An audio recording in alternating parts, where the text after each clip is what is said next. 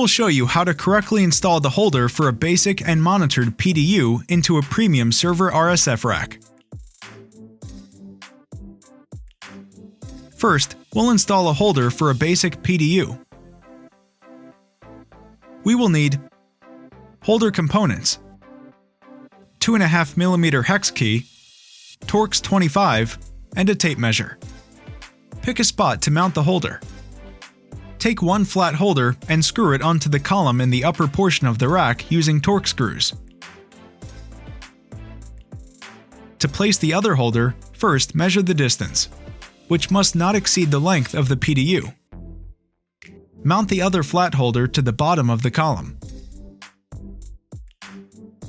Take the adapters for fixing the PDU in the holder and mount them onto the back of the PDU.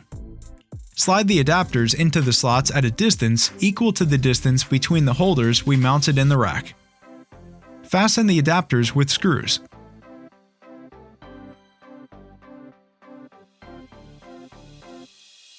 Place the basic PDU in the holder.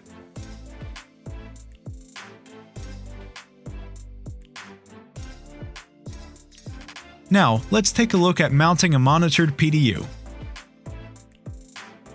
We will need holder components, Torx 25, and a tape measure.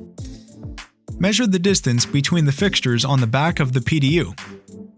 The distances may differ depending on the type of PDU. Take a flat holder and screw it onto the column in the upper portion of the rack using Torx screws. The distance between the centers of the panels should correspond to the distance between the fixtures on the PDU which you measured in the previous step. Mount the other flat holder to the bottom of the column. Place the monitored PDU in the holder.